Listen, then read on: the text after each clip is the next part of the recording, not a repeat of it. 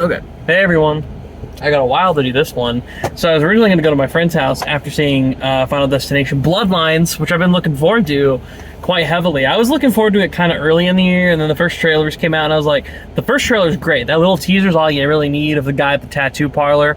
And then the second trailer was like, fine. It definitely like 50-50 mixed on like the CGI corny factor. I was like, it's doing the reboot thing. It could be hit or miss, but honestly, they fucking nailed it. I think they hit it out of the park, honestly. This is probably... Oh, damn. This might be the best Final Destination. I don't know. It's definitely, like, the most, like, fun. It actually has, like, characters you kind of care for. Like, it's funny when they die, because it's Final Destination, but it's also, like, every character in this movie, I was like, I don't want you to die. I actually like all of you in some capacity. Like... anytime someone died, I was like laughing, and then I'd be like, oh fuck, in this movie, because it was just that kind of cast of characters that I quite enjoyed.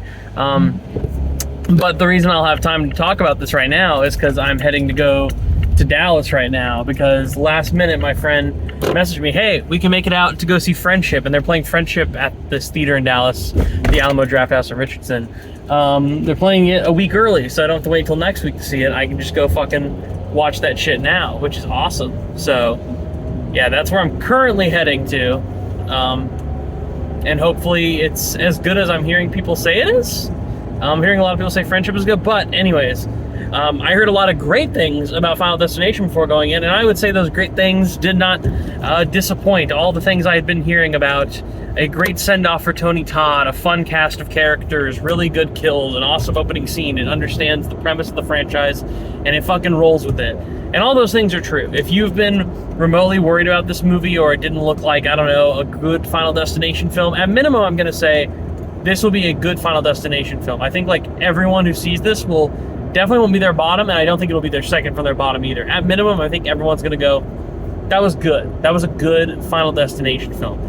And that makes me just generally happy just in that aspect alone. However, there's so much more to this film that I really fucking loved, other than just the basic aspects that people are praising. I know that, like, a lot of people weren't really talking about the story online. A lot of people are like, it gets the premise right, you know? But, like, there's an actual story here, you know? There's a unique way that we haven't seen death get people before. It's usually a group of friends or a group of strangers that happen to be in this incident and then have to surround each other with ideas that, hey, a premonition is coming, a premonition is going to kill us, these are the ways we can avoid it. And, you know, death just doesn't really give a fuck. And I think this movie has complete fun with that, while also trying to, again, add just like a little bit more lore to it. So in this one, and this goes back to the, I believe, the 50s. I would assume the opening is representing the 50s, if not like the mid-60s. Like, it's late 50s to like mid-60s, and if it's any later than that, they were off on their timeline with the outfits and the music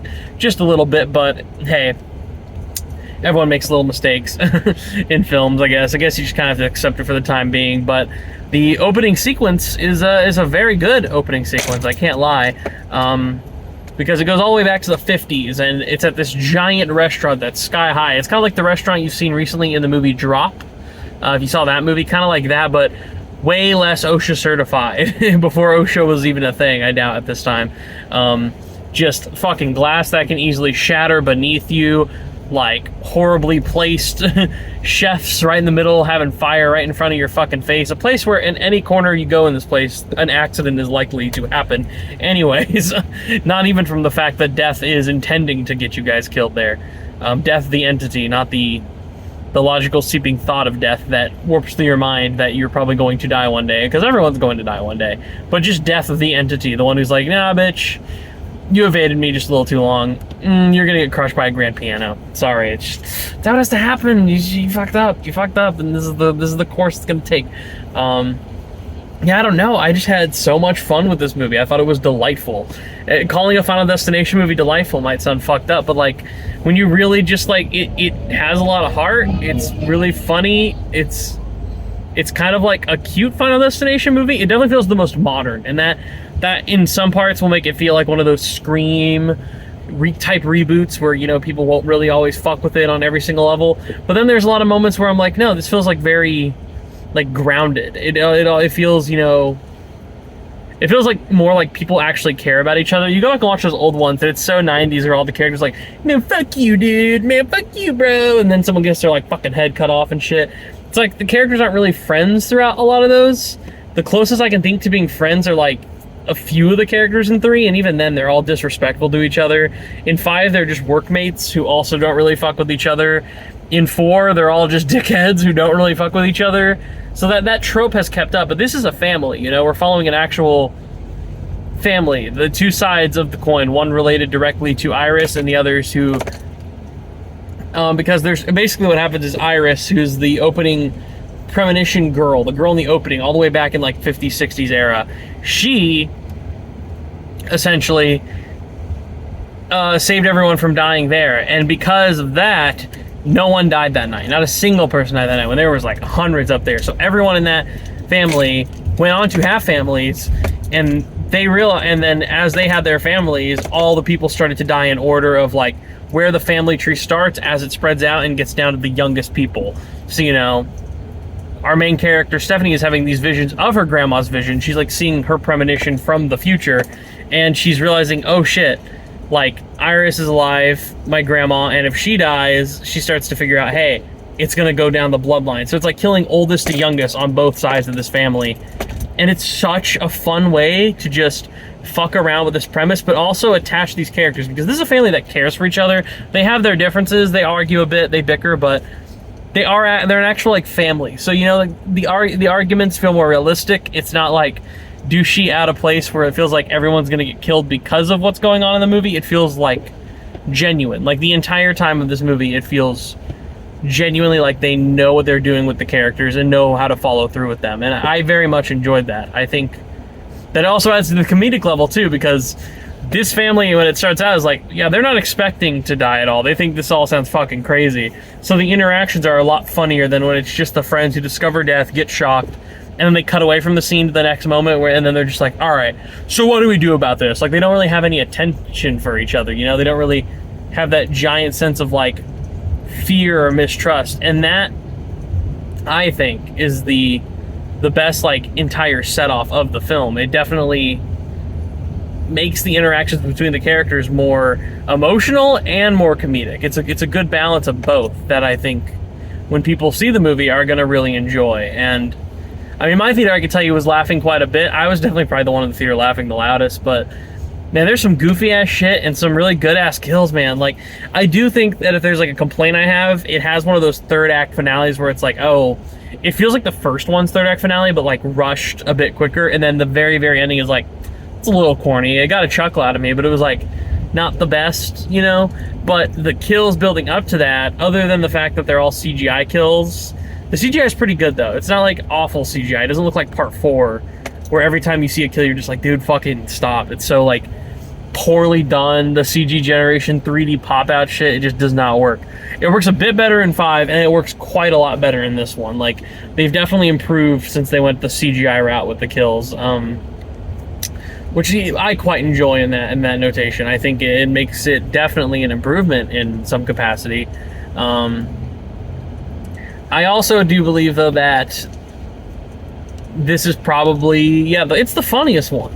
I was thinking, like, watching them all recently, like, a lot of them have laughs in them, but, like, there's some, like, genuinely really funny moments in this one compared to the others. Like, laugh out loud funny moments with some of the characters. In particular, a character named Eric. You've seen him in the trailer. He's the guy in the tattoo parlor.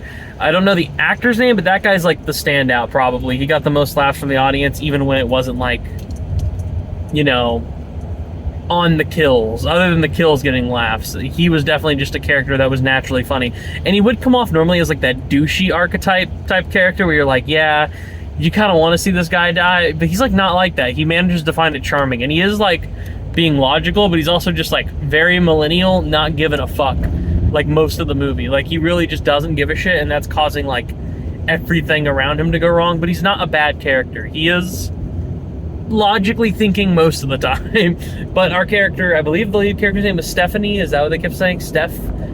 She was definitely the most smart character, and she's definitely the one who gets the entire thing going in the family, that, you know, gets their motivations running and realizing, like, hey, death it's coming to get our asses, and you guys aren't really listening to me. But she also, like the characters in previous movies, sees the premonitions. You know, in the second one when they start to see like shadowy figures of what's likely to kill the next person, or in the third movie, whatever's in the picture that she took at the fair, like the pier fair, whatever it was, all those pictures end up being something related to like how they're going to die. It's the same way in this movie too, where it has offset limitations, you know, for people. Like there is a limitation to what she sees, but she also is like kind of able to predict it, and that can lead to a really fun setup. Like there's one where she's just kind of randomly spitballing shit that could go bad, and then it actually ends up happening, and that's like partly funny, but it's also why the characters go like, wait, maybe we should trust her. Maybe we're fucking idiots, and this is the logical thing to do.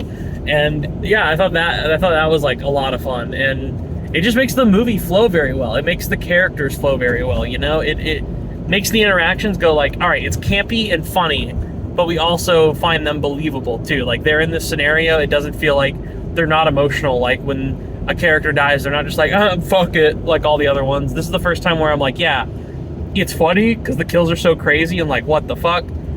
But it also feels the most like connective. You actually feel attached to the characters, and they are clearly attached to each other. Not attached like the movie Together with Dave Franco and Allison Brie coming out. But yeah, it's super enjoyable, I think. I think if the trailers have interested you, I think you should go check it out. And if the trailers aren't doing justice for you, the movie might still impress. I'm not gonna lie. I do think it's better than I thought, like especially the second trailer that's really showing you a lot made it seem. And I don't know, I found it charming. I really thought this franchise was like kind of dead, even though I've always thought Final Destination is a fun franchise with a good amount to offer. But it pays off. It pays off enough. It pays off enough to the point where people who have watched it, this movie, would also agree that like it's honestly like not that bad. It's like impressive in parts how actually kind of good it is. So yeah, I enjoyed it. I think a lot of people who go see it are going to enjoy it. And I like the characters, like finally a lineup of like memorable characters. Like even if I can't remember all their names, I can definitely differentiate them because they have archetypes, but they also are just fun. They're actual characters with a decent amount of development, and that's kind of like all I needed from them. I didn't really need much else. So yeah, the movie made me happy. I had a really fun time. I hope people go check it out and have a fun time. I hope that you take someone on a date for it, and I hope they love gore because I think they'll have a really fun time. Yeah, it's a comedy at this point, straight forward, and I think that's fine. I think that's fine. I've heard a lot of people online say like they're a bit mad how the films continuously seem to get more comedic, but I only think that's like the best way to really push home the point of like, this is fucking crazy and you need to see it as such. Because like that's why The Monkey to me worked this very well, because that movie's a full-on farce. The Monkey's more comedic than this. Like The Monkey, every fucking bit of it is a joke. In this movie, not every bit is a joke, but it's definitely pushing to the more comedic limits that it has. And I think this is like from like really, I saw the guys who directed this, they did the Kim Possible Disney Channel live action movie. So definitely a step up. If I'm being honest, definitely a step in the right direction, I think, quite impressively. They made a movie as entertaining as this, and it's a big budget. You can tell that they gave genuine money to this film. This isn't like $5 million, $10 million. Like, I think I read somewhere that it was like 45 mil. I don't know how true that is, but I believe it. It looks like a big film, and apparently it was filmed for IMAX. Like, you can see this in IMAX for scenes that are in IMAX. I would love to see this in IMAX. The closest IMAX theater used to be 12 minutes from my house. It is now about 35. So I'd have to see if I want to check this one out fully again to just go see it in IMAX theater. The thing is, I wouldn't go drive there alone to watch it. I would want to see it with like my dad or more friends. But if that's not the case, then I probably won't see it in IMAX. But if you can see it in IMAX, I hear that is the way to see it. So definitely would recommend that. It does feel big. It definitely feels like the biggest movie, especially from the opening scene. Which, if I had to rank the opening scenes, this might be my favorite now. It's like, it really develops stuff good. I actually was like, oh, I'm emotionally attached to these characters enough. Like in all the other ones, I get some fun interactions, and then it happens, you're like, all right, I feel bad for them because they were in an awful scenario. I actually just genuinely felt attached to these characters before anything bad even was like set to happen. It was just enough. Like, if I'm being honest, I think the opening scene might be like 18 to 20 minutes. Like, it's a lengthier opening scene, you know? It's kind of like how the first one, it takes a bit to get to the plane and you get the plane. It's not like the second one or even the like fourth and fifth one where it's like we're pretty quickly into where the location is and it gets destroyed that quickly. This is like a fully built up scene, especially because it's a character that's not really prominent in the rest of the film. Iris is not a prominent character. She's from the past, so you know, getting an not an apparition, but a premonition that is all the way from the past and that affects the future, that made the opening scene, I think, be allowed to be longer. And a lot of this is the longest Final Destination movie too, by like 20 minutes. All the other ones are like 90 or under, like pretty much before the credits roll. This one is like, I think, an hour 50, and by the time the credits roll, probably like an hour 44, hour 45, and it does feel its length, but it also like gives time for the characters to really interact and for you to get even more attached to them. And I think that's the most beneficial thing you could do at this point with a Final Destination movie, is get us attached to the characters. That way you still get a good laugh when the crazy kill happens, but then you're always disappointed by the end. You're like, oh, fuck. Sucks they didn't make it. I liked them.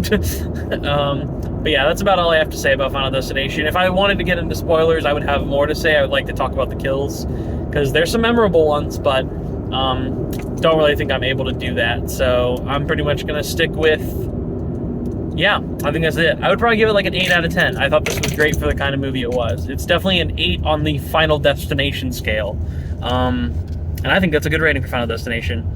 I'm driving to see Friendship right now. The hope is I get in and I make it in time, because every exit I've needed to take for the past like 8 miles that would get me there quicker is like blocked. Like every single one. Like, oh, okay, 4 miles up there'll be one, and then like construction's happening. Fucking construction, dude. Fucking pisses me off.